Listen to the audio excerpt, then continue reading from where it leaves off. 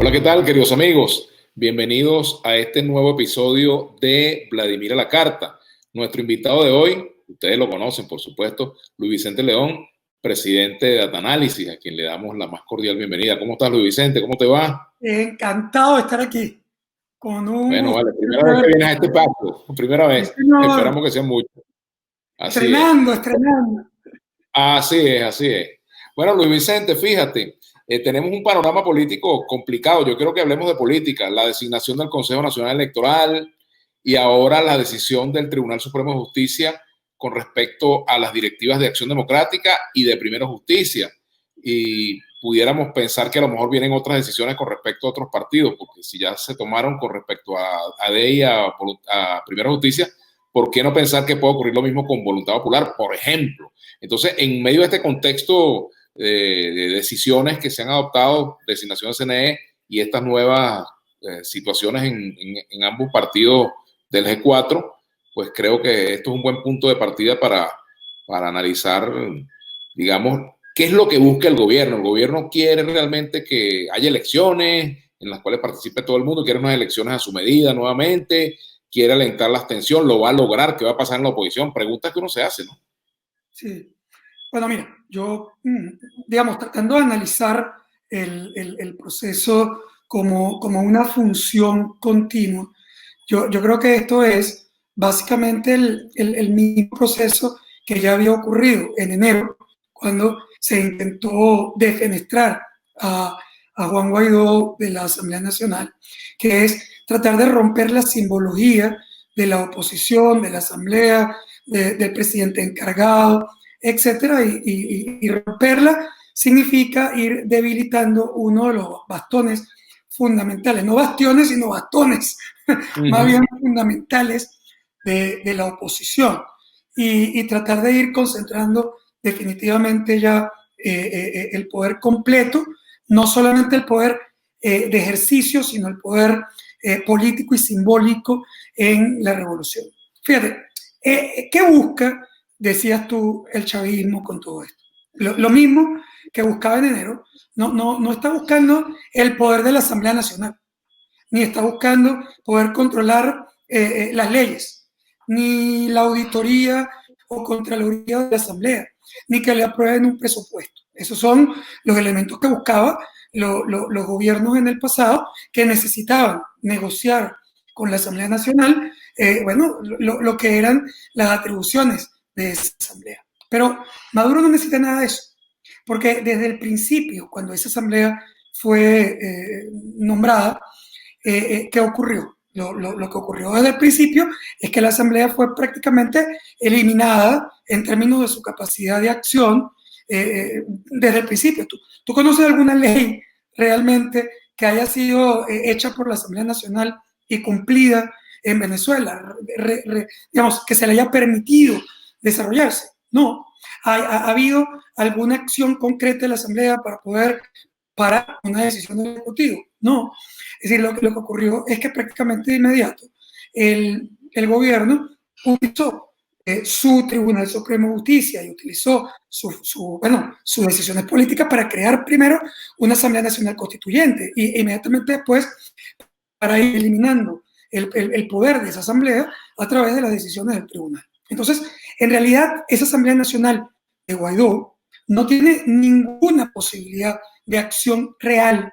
Es decir, no es legislativa, no es controlora, porque en el control territorial del país, el gobierno tenía los mecanismos para evitar que esa asamblea pudiera hacer absolutamente nada. ¿Qué es lo que sí hizo esa asamblea? Es decir, porque no era legislar, eso lo hizo la Asamblea Constituyente, no era tomar decisiones, porque cualquier decisión rebotada por el Tribunal Supremo. Lo que sí hizo es crear un símbolo de lucha política.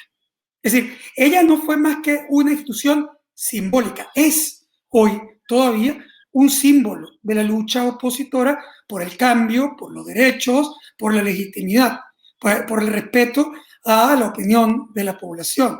Es decir, es como un bastión simbólico de la lucha opositora. Y le permitió, en ese mismo ámbito de lucha simbólica, le permitió usar la presidencia en la última oportunidad, en la cuarta vez el presidente de la Asamblea, por cuestiones del destino, le toca a Juan Guaidó, que era más o menos como que hubiera llegado, no sé, ¿sabes? La reina Isabel no le tocaba, sino al hijo de su tío, pero su tío no tuvo hijo, pero además renunció, pero después entonces vino la otra, y se le murió el primer hijo, y el segundo se fue de farra, y después le tocó a él.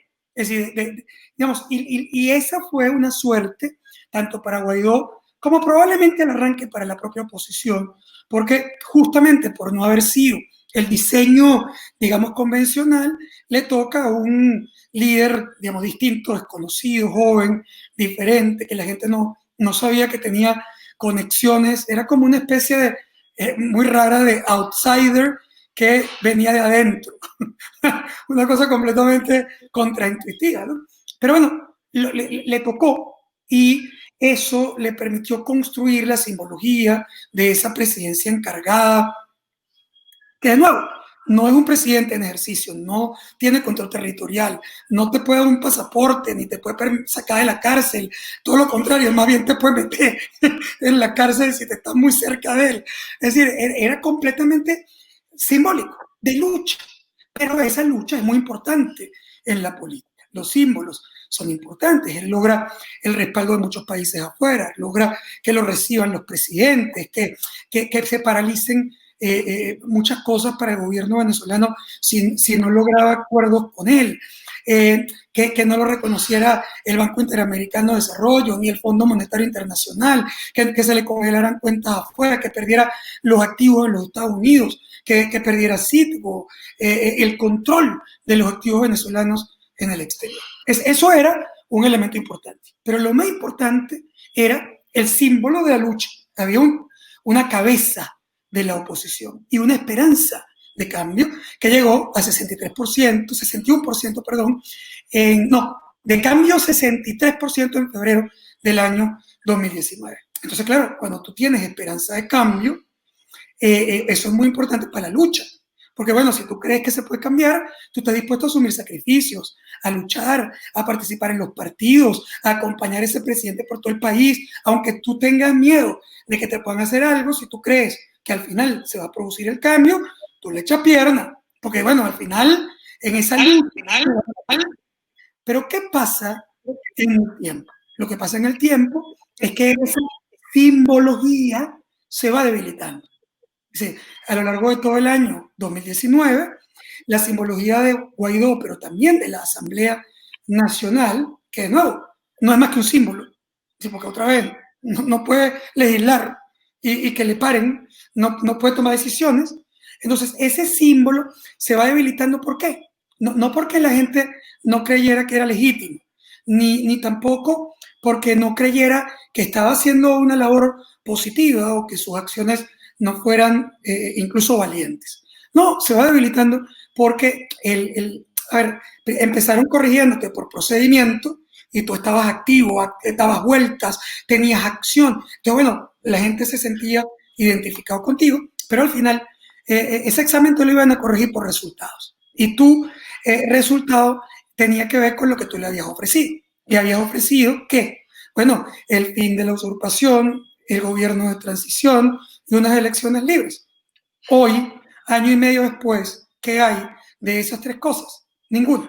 Es decir, ni tuviste el cese, ni tuviste un gobierno de transición, ni tuviste unas elecciones libres. Entonces, claro... Y de paso cayó la expectativa de cambio, ¿no?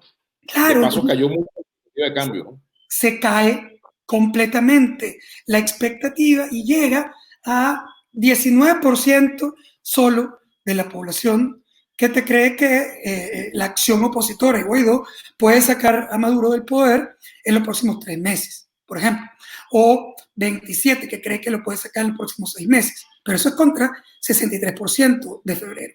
¿Qué ocurre? Bueno, que esto no lo estoy viendo yo o tú solamente. Eso lo está viendo el gobierno. O sea, el gobierno es el primero que está haciendo un seguimiento concreto de su enemigo. Y entonces, a ese enemigo que él no pudo tocar el año pasado, sí, no lo podía meter preso porque le tiene miedo a la represalia americana. Pero además, también le tenía miedo de construir un monstruo político Es decir, si lo metía preso, ¿qué pasa si se le convertía en un mártir? Y ese mártir, claro. a lo mejor no era igual que Leopoldo López. Así que Leopoldo López también se pensó en un momento que se podía construir en algo que construyera una ola completa de lucha por él. No terminó ocurriendo, pero era un riesgo. O sea, siempre es un riesgo cuando tú tienes mártires políticos. Y entonces el gobierno, en esa mezcla de no construir un mártir, pero sobre todo de que no sabía qué le podía pasar en la reacción americana, decide dejarlo ahí, dejarlo trabajar, bueno, con ciertos controles, le metía preso a su entorno, cerraba los hoteles donde iba a dormir, etcétera, iba como cercando su acción, pero fue jugando como el gato y el ratón a esperar que ese enemigo se debilitara más. Llegar un momento en el que él pudiera ir contra él con menos riesgo de levantamiento popular, de articulación opositora, etc. Y bueno, después de año y medio, primero después de un año, porque lo intentó en enero, con el defenestramiento, con prodiputados, exilió diputados, apresó diputados, y al final trató de que con todo eso la elección de la Asamblea sacara a Guaidó. Como no pudo contar los votos suficientes, se tiró el barranco como Jalisco, y bueno, vamos a sacarlo, no importa. O sea, más que tú, la decisión del Tribunal Supremo de Justicia es para un récord Guinness. O sea, el Tribunal Supremo de Justicia dice que es válida la elección de la Junta Directiva de Parra sin tener el reporte de los votos, ni las actas, ni el quórum. O sea, es una cosa que no hubiera pasado ni el primer año de una universidad mala de derecho. Pero esta no era una decisión jurídica, era una decisión política. Como es una decisión política también lo que está ocurriendo ahora con el CNE. Porque claro, ellos tomaron la decisión previa y cuando toman la decisión previa, ¿qué es lo que termina ocurriendo? Termina ocurriendo que, bueno, no lograron lo que querían, porque lo perfecto para el gobierno en enero hubiera sido defenestrar a Guaidó con los votos, aunque fueran medio tracaleados, medio comprados, medio exiliados, era perfecto tener una votación en la que tú contabas y sacaban a Guaidó de la presidencia, que era lo que ellos estaban buscando. Pero como no lo pudieron hacer, eso no se quedó ahí. ¿Y por qué no se queda ahí, Vladimir? Bueno, porque de nuevo, el objetivo es debilitar la institucionalidad simbólica de la oposición y empezar a destruir la posibilidad de que Guaidó en realidad pueda articular a la oposición por su lucha y ser el canal a través del cual la comunidad internacional se siente de alguna manera en capacidad de relacionarse con el país. Entonces, ¿qué deciden? Lo que estamos viendo ahora.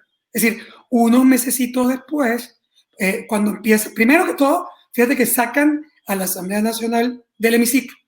Y eso es una pérdida simbólica. Porque tú, a ver, tú puedes decir que eso no es legítimo, que no es legal, tú puedes decir lo que te dé la gana, pero al final no es lo mismo una Asamblea Nacional, aunque sea simbólica, que se reúne en el hemiciclo con toda la simbología del Parlamento venezolano, que una asamblea que se tiene que reunir en la casa de unos panas, además escondida.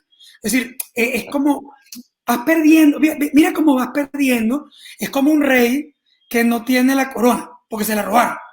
Y otro tipo le escondió el trono y no lo dejan entrar y el bastón de mando y no se puede vestir.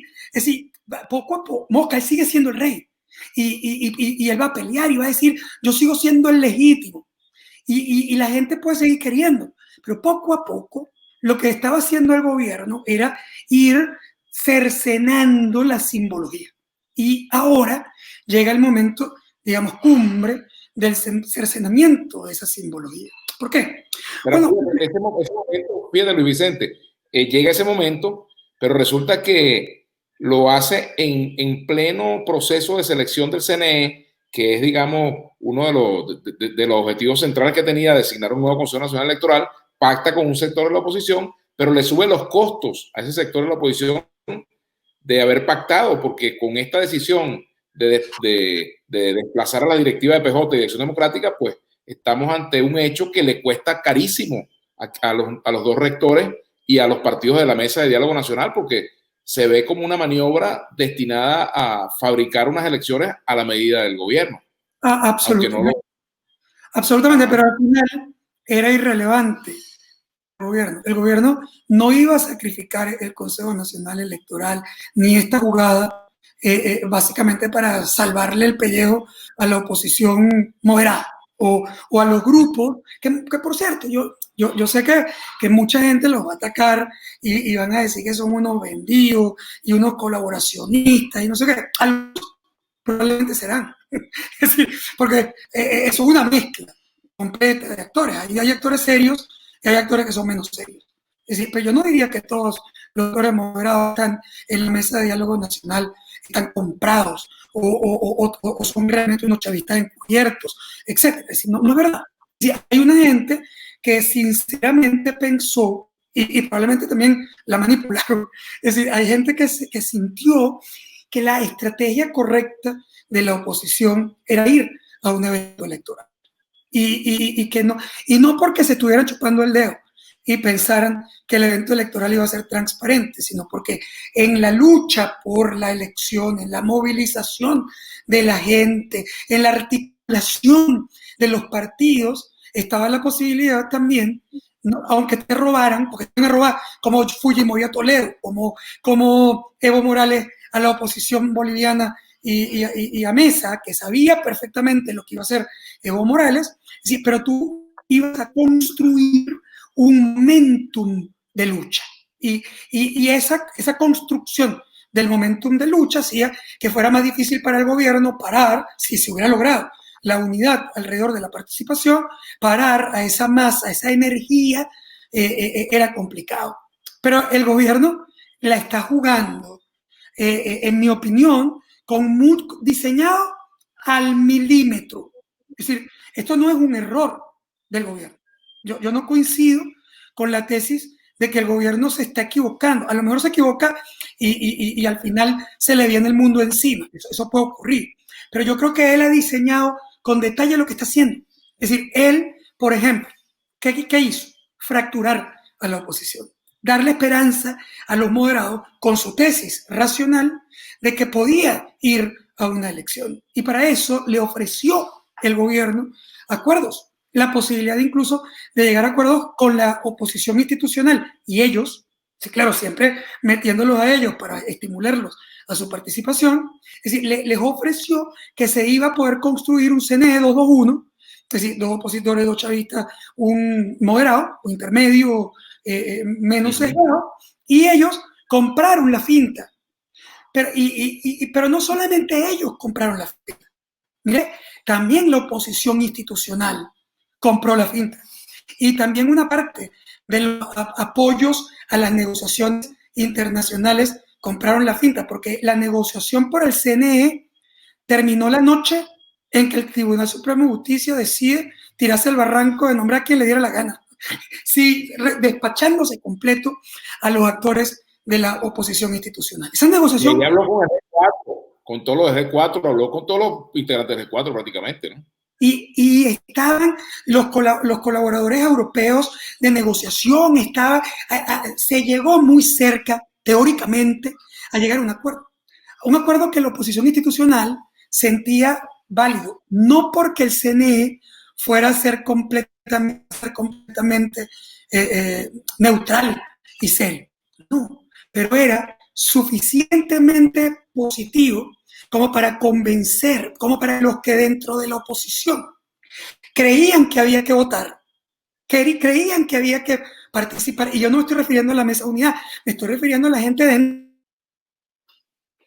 de Acción Democrática, adentro, incluso algunos, bueno, de un nuevo tiempo, o sea, en el G4 había, en efecto, entonces, una, digamos, especie de interés de que al menos hubiera una participación de la oposición institucional dentro de ese consejo, de que hubiera algún actor, aunque fuera prochavista, que fuera un poco más serio en el proceso, sobre todo, ¿por qué? Porque la agenda final no es que la elección fuera transparente. ¿Qué elección transparente iba a haber? El gobierno nunca va a permitir una elección transparente y mucho menos siendo claramente minoritario. Pero la oposición tenía que decidir si iba o no a un evento electoral siendo una gran mayoría para construir ese momento. Pero bueno, fíjate que mi tesis, a lo mejor me equivoco, pero mi tesis es que en realidad el gobierno nunca estuvo interesado en que eso realmente ocurriera.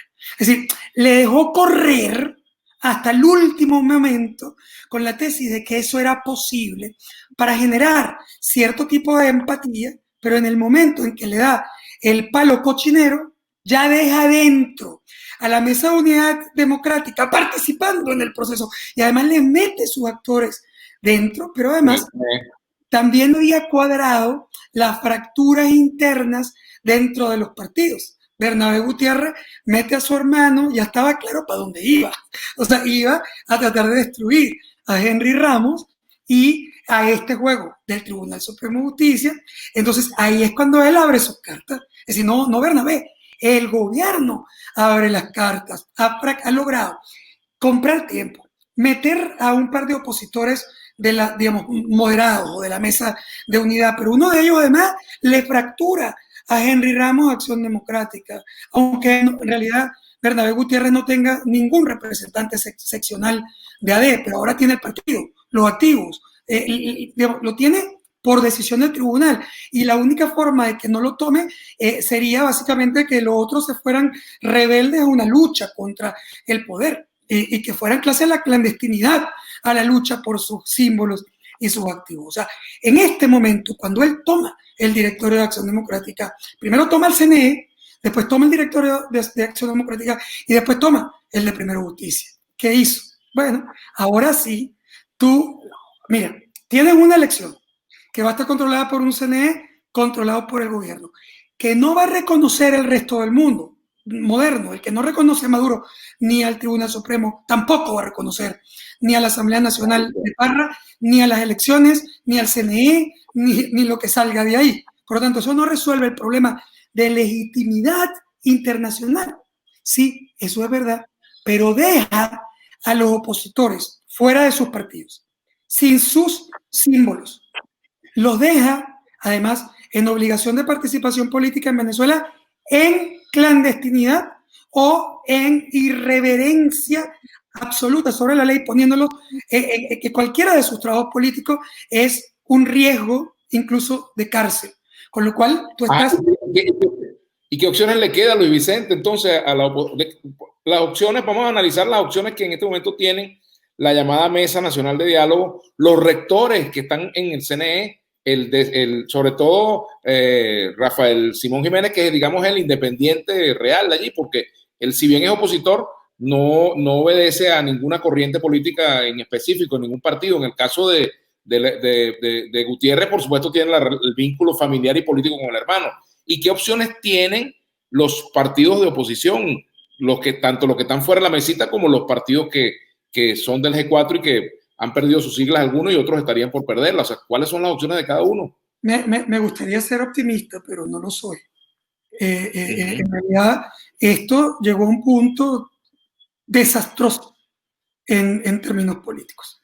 Es decir, desastroso, digo, para las oportunidades de rescate de acuerdos, de rescate electoral como vía de solución al problema, y desastroso también para la oposición. Es decir, ¿por qué? Bueno, primero, fíjate, si yo fuera Rafael Simón Jiménez, estuviera renunciando esta misma noche. O sea, yo. Si fuera yo, a lo mejor hubiera ido al principio pensando que era producto de un acuerdo que podía convencer a la población opositora de una participación electoral. La posibilidad de que eso ocurra es nula. Es decir, porque no hay forma que tú ahorita, incluso con imagínate tú que tú te pongas, Vladimir, a decirle a la población opositora que vale la pena votar porque son mayoría y van a construir un momentum mientras sus partidos están tomados, los directorios están sacados, no existe posibilidad de articulación, están fracturados. Quien te va a llamar a votar son unos actores que la gente siente traidores. que además a veces es peor que tu propio enemigo. O sea, para una parte importante de la oposición, los rectores son peor, los rectores opositores son peores que los rectores chavistas. Entonces, no hay ningún nivel de posibilidad, no hay ninguna posibilidad de que los rectores generen confianza en la oposición. Ninguna. Y además, ellos representan partidos minoritarios. O sea, no es que, porque incluso el hermano de Bernabé no va a representar una acción democrática mayoritaria. Porque lo que está claro es que Henry Ramos se cuenta con Bernabé Gutiérrez adentro del partido y a esta altura del partido y con 70 y pico de años lo barre, pero sin ninguna duda. De poder, de respaldo, etc. Entonces, ¿qué pasa? Que tú vas ahí con una oposición absolutamente fragmentada. Y si a ti te va a costar una lucha, incluso unido, imagínate tú la lucha fracturado frente al poder. Es decir, las probabilidades de éxito son, en mi opinión, un límite que tiende a cero. Ahora, esto... Cuando tú hablas de éxito, te refieres a obtener mayoría, pero por ejemplo, esa oposición podría obtener un número de diputados que salven la honrilla de haber participado, por ejemplo. No. Y yo estoy seguro que el gobierno, si no se la gana, se la regala. Es decir, no hay ninguna duda de que el gobierno quiere que algunos diputados importantes de la oposición moderada terminen en ese Congreso, o sea, terminen en el Parlamento, porque él no quiere un Parlamento 100% chavista, para nada. Es más, a lo mejor hasta le puede dar la mayoría simple, sabiendo además que la mayoría simple si cuentas a los opositores como si todos fueran opositores puros, pero no es verdad. Entonces, al final de cuentas, el gobierno puede controlar, incluso mostrando un perceptual de diputados opositores hasta mayoritarios en el proceso, porque eso teóricamente le puede dar más validez. Pero ¿qué va a hacer? ¿Qué creo yo que va a hacer la oposición? Yo creo que lo primero que parece claro es que se fracturan, que la oposición moderada probablemente va a intentar tener esos diputados de los que estamos hablando, porque al final de cuentas siempre pensarán que es mejor estar ahí y tratar de ver cómo eventualmente reconstruyen una oposición desde el Parlamento. La oposición institucional va a ir a reconocer el evento electoral, va a llamar a la abstención va a ser mayoritaria sin ninguna duda, y lo que van es a apelar a la tesis de continuidad. Es decir, si ahí no hubo una elección transparente ni reconocida, lo que termina ocurriendo para ellos, y es lo que va a reconocer Estados Unidos, y probablemente también lo que va a reconocer Europa, es que el Parlamento que está hoy en cabeza de Guaidó va a seguir siendo el Parlamento en enero, en febrero y en marzo del año. Esto no sea constitucional, aunque no sea constitucional. Depende, porque incluso constitucionalmente, fíjate, depende de si tú aceptas o no la tesis de que la elección no es una elección legal, legítima o competitiva. Porque si tú aceptas que esa elección no cumple los requisitos de ley, porque no es un Consejo Nacional Electoral decente, elegido por la institucionalidad natural, porque además tú tomaste los partidos con los cuales tú escogiste desde el poder quién es tu adversario. O sea, nada de eso es democrático. O sea, la democracia puede tener un montón de diferencias, pero hay unas cosas donde todos estamos de acuerdo. No hay democracia si no hay un campo justo de participación. No hay democracia si el árbitro no es un árbitro insesgado. No hay democracia si los actores que quieren participar son prohibidos de participar. No hay democracia si el gobierno, que es uno de los participantes, escoge quién es su adversario. Y eso es lo que está pasando aquí, claramente. Ajá, entonces yo pregunto, Luis Vicente, si ese cuadro es así, si va a haber una gran abstención, si los partidos van a quedar, digamos, los partidos pues, van a estar golpeados, las elecciones no las va a reconocer nadie en el mundo, o por lo menos los factores que no reconocen al gobierno en este momento. Decir nadie, digamos, me refiero a los 50 países que no lo reconocen, más las instituciones internacionales que no lo reconocen. ¿Para qué le sirve al gobierno esa elección entonces en esas condiciones? Muchísimo. O sea, porque el tema de la política, que es que la gente cree que tú solo haces una cosa para que sea legal y legítima y entonces tú controlas. No, es un tema mucho más complejo. O sea, fíjate qué es lo que va a pasar. El gobierno está haciendo teoría de juegos. Y en teoría de juegos, que lo estoy haciendo yo, estoy seguro que el gobierno lo ha hecho 400 veces primero. Es decir, él lo que está diciendo es, ¿qué va a hacer ahora Guaidó? Después de que yo le hice esto. O sea, si él creyera que Guaidó puede levantar el país, generar ingobernabilidad, poner a la gente en la calle como Toledo, o lograr que el sector militar se pare y diga esto no es correcto, y dejo que la oposición se defienda, y Estados Unidos los ayuda, etcétera, Maduro no lo hubiera hecho. Si él pensara que esa era la respuesta en el juego, él no se hubiera tirado a Estado Rango. Pero lo que Maduro piensa es que la oposición no tiene la capacidad, ni siquiera haciéndole esto, de movilizar el país en este momento. Y es verdad. Y también piensa que el sector militar no va a ponerse del lado de la oposición, y podríamos decir incluso de la mayoría de la población, no se va a poner. ¿Por qué? Porque el sector militar no está todavía protegido de un cambio. Para que el sector militar estuviera protegido como el de Bolivia o como el de Perú, a un cambio potencial, tú tendrías que haber negociado con él la permanencia del sector militar en el poder militar, su integridad personal y familiar, no importa lo que hubiera hecho, y sus garantías patrimoniales. ¿Algunas de esas cosas están negociadas? No. Entonces el sector militar no va a abandonar a Maduro sin haber negociado esos procesos con la oposición o con el exterior. Por lo tanto, Maduro lo que cree es que Guaidó va a hacer esto, que yo también creo. Es decir, lo que Guaidó va a hacer es decir, esa elección es ilegal e ilegítima. La Asamblea Nacional de Venezuela sigue siendo la misma y se va a acoger que es constitucional en función de la tesis de que la elección no es competitiva. Él se va a acoger a la jurisprudencia del propio Tribunal Supremo de Justicia, que cuando no se realizaron elecciones para elegir concejales, dejó los concejales como 3 años ahí y dictaminó que como no había una elección, en este caso una elección para la oposición es una elección competitiva, como no hubo elección, los concejales seguían siendo los concejales. Lo mismo pasó con los alcaldes y los gobernadores. Los alcaldes se ganaron 2 años y los gobernadores 1 año de la elección previa. Y el Tribunal Supremo dijo que esos señores se mantenían en poder.